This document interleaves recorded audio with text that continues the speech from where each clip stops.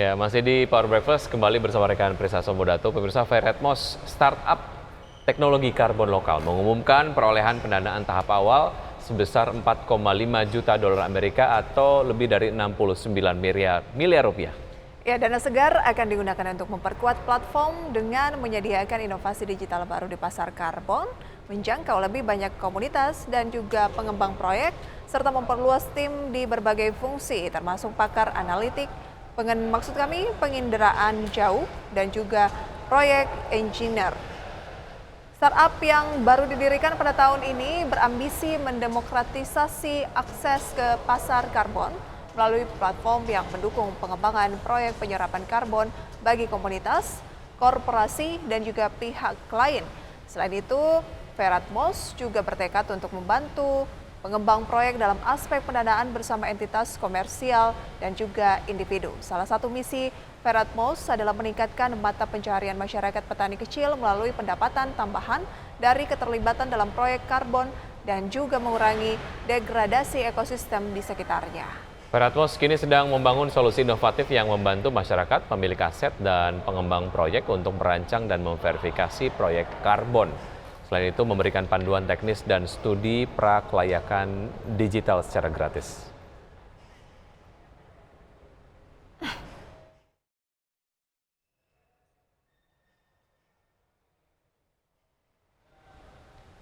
Ya, dan pemirsa, untuk membahas tema kita hari ini mengenai ulik potensi platform teknologi karbon, sudah tersambung melalui video conference ada Mbak Natalia Rialuki. Beliau adalah founder dan CEO dari Veratmos. Selamat pagi Mbak Natalia. Selamat pagi Mas, apa Salam kabar? sehat, semoga Sehat. pagi hari ini dalam kondisi yang prima begitu ya. Baik, terima kasih sudah bergabung Mbak Natalia. Saya pengen kenalan sama Veratmos sendiri. Seperti yang tadi sudah disampaikan, ada visi dan juga misinya adalah mendemokratisasi semua pihak agar masuk ke pasar karbon begitu ya, apakah itu korporasi, masyarakat ataupun mungkin pemilik proyek begitu. Nah, mungkin Anda bisa jelaskan lebih lengkap, memang ada apa dengan pasar karbon, se-eksklusif itukah sehingga kemudian Veratmos perlu untuk mendemokratisasi akses menuju ke sana? Ya, terima kasih Mas atas pertanyaannya Mas Reza. Jadi seperti yang kita coba untuk selesaikan melalui Veratmos, kita melihat bahwa Indonesia sendiri perlu melakukan penyerapan atau pengurangan emisi gas rumah kaca itu sebesar 1,8 juta gigaton karbon gitu ya. Ini bisa dikatakan ini PR dari semua orang untuk melakukan hal tersebut. Baik hal yang kecil seperti di rumah gimana caranya kita menghemat pemakaian electricity atau mengurangi transportasi yang berbasis karbon. Lalu juga melakukan hal-hal yang dalam skala besar. Salah satu hal-hal yang dalam skala besar bisa dilakukan adalah melakukan konservasi hutan atau melakukan agroforestry berbasis rendah emisi atau low carbon. Nah, sayangnya dalam menyusun proyek-proyek skala besar ini, proyek penyerapan gas rumah kaca skala besar ini, secara bisa dikatakan ada dua tantangan besar. Yang pertama yaitu secara teknis, banyak sekali pertanyaan-pertanyaan scientific seperti berapa banyak karbon yang bisa diserap seperti itu. Apakah teman-teman bisa membuktikan bahwa area ini tadinya adalah hutan yang terdegradasi? Nah, pertanyaan-pertanyaan teknis seperti itu agak sulit untuk dijawab secara kasat mata. Harus memiliki banyak akses kepada penginderaan jauh, akses kepada data-data, informasi yang bisa dikatakan memerlukan akses teknologi. Sementara barrier kedua adalah juga financingnya. Jadi untuk membuat proyek seperti ini juga membutuhkan modal yang cukup besar. Jadi dari Veratmos pengen membuat sebuah platform di mana komunitas terutama bisa mendapatkan akses terhadap teknologi untuk mengestimasi potensi karbon yang bisa diserap dan juga akses permodalan untuk menyusun proyek penyerapan gas rumah kaca. Untuk itu sudah memperoleh pendanaan tahap awal ya, 4,5 juta dolar Amerika atau lebih dari 69 miliar rupiah. Itu sudah digunakan untuk apa saja? Saat ini kami menggunakan dana tersebut untuk pengembangan teknologi kami. Karena kami semakin perlu untuk meningkatkan akurasi dan integritas dari estimasi setiap proyek berapa besar karbon yang mereka dapat serap. Tapi yang kedua, banyak yang kami lakukan adalah melakukan outreach melakukan pertemuan dengan komunitas-komunitas untuk mensosialisasikan bahwa setiap komunitas baik di pertanian, di konservasi kehutanan, bahkan juga ibu-ibu mungkin ya di komunitas yang masih menggunakan kompor yang berbasis kayu bakar gitu ya. Jadi seluruh lapisan komunitas itu harus kita rangkul untuk memberitahu bahwa setiap orang itu bisa melakukan proyek atau melakukan kegiatan-kegiatan penyerapan gas emisi rumah kaca masing-masing. Menarik, misalnya kalau saya punya inisiatif untuk pengurangan emisi karbon, begitu saya memerlukan sebuah narasi saintifik, saya boleh minta bantuannya ke Veratmos, kurang lebih kayak gitulah ya, untuk kemudian melakukan kajian dan lain sebagainya supaya kalau misalnya target saya sebagai founder dari sebuah project gitu, targetnya adalah untuk funding, misalnya perlu narasi saintifik, mungkin Veratmos bisa akomodir, kurang lebih kayak gitulah ya. Betul. Oke, baik. Masih ada satu segmen, Mbak Natalia, kita akan lanjutkan usai jeda berikut. Dan pemirsa, tetap bersama kami akan segera kembali. Terima kasih Anda masih bersama kami dan masih berbincang bersama dengan Mbak Natalia, founder dan juga CEO dari Veratmos. Ya, mekanisme funding Mbak Natalia untuk proyek-proyek yang bertujuan untuk mengurangi emisi karbon. Nah, itu mekanisme fundingnya seperti apa? Apa yang dikurasi, apa yang di-screening terhadap sebuah proyek supaya kemudian Veratmos sendiri dapat melakukan funding, ataupun mungkin Anda punya penjelasan yang lebih komprehensif soal ini. Silakan Mbak Natalia. Ya, penting sekali bagi Veratmos untuk melakukan pengecekan integritas dan kualitas dari proyek penyerapan gas emisi rumah kaca ini. Jadi kita perlu memastikan bahwa apakah benar penanaman dilakukan dan bahwa kualitas penyerapan dari pohon-pohon yang ditanam tersebut bisa memenuhi angka yang telah ditargetkan. Apakah timnya yang melakukan kegiatan itu juga memiliki kapabilitas, dan kami pun mengecek beberapa aspek-aspek lainnya seperti financial dan komersial dan juga impact kepada community-nya.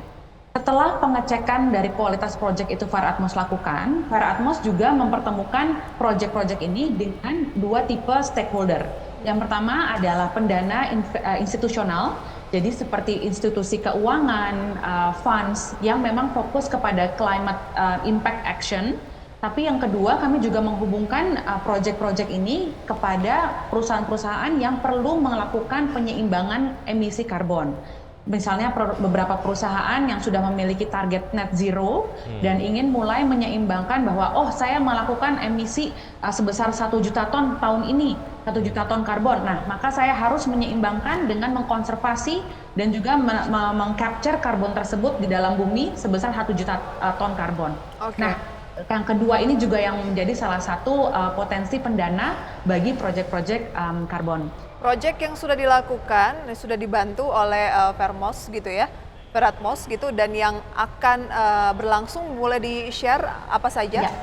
Kami sudah bekerja sama dengan lebih dari 44 komunitas dan project developers, terutama fokus di area penanaman mangrove, area agroforestry rendah emisi, dan juga konservasi hutan.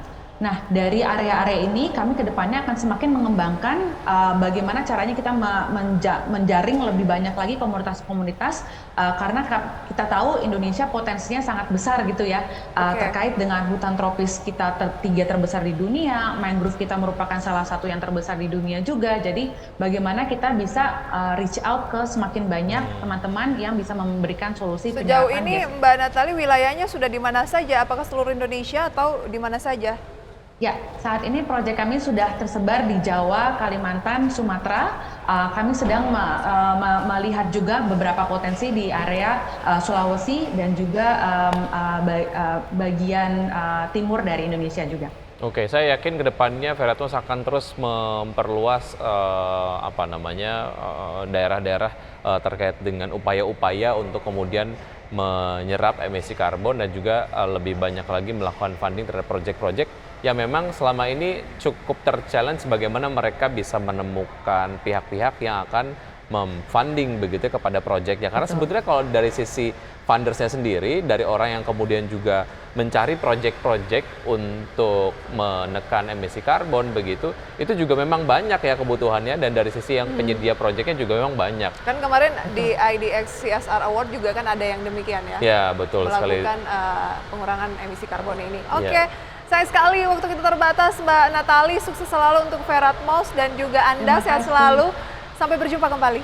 Sampai Terima jumpa. kasih, Mas Sukses Riki, Mbak selalu. Prisa. Sama-sama saya selalu. Selamat pagi. Baik. Oke, sebelum kita akhiri pemirsa Power Breakfast, kami tampilkan kembali update dari pembukaan indeks harga saham gabungan sejauh ini. Setelah 20 menit dibuka tadi sempat bergerak di teritori positif.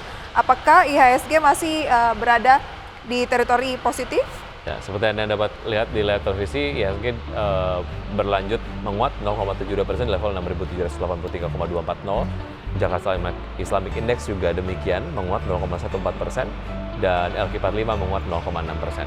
Oke, Goto menjadi top gainers dengan kenaikan 13,79% di posisi 99. Mungkin sudah oversold, jadi waktunya untuk rebound ya, seiring dengan rencana RUPS hari ini. Telkom naik 1,35% di 3.750. Astra naik 0,88% di 5.725. BBRI naik 0,41%, 4.870. Oke, berikutnya adalah saham-saham masuk dalam jajaran top losers seperti yang Anda dapat saksikan di layar televisi. Ada BMRI, BBCA, kemudian juga ada CARE dan juga ada Adaro ya, dengan pelemahan masing-masing 1,01%, 1,15%, 0,44%, dan 1,05%. Teknologi memimpin pergerakan sektoral seiring dengan IHSG yang mulai balik arah melanjutkan penguatan. Teknologi naik 3,6%. Energi juga masih naik 0,79%. Dua sektor yang melemah adalah transportasi dan logistik turun 0,2%. Konsumsi primer juga turun 0,14%.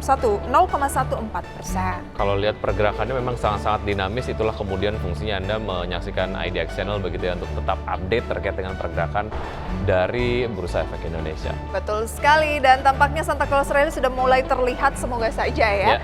Dan kami juga akan pamit undur diri. Sudah 90 menit kami menemani Anda dalam Power Breakfast. Dan semoga pembahasan hari ini dapat menjadi referensi sumber informasi untuk Anda. Tetap perbarui informasi Anda hanya di IDX Channel, your trustworthy and comprehensive investment reference. Saya Wiki Adrian. Saya Prisa Samodatu. See you in the morning.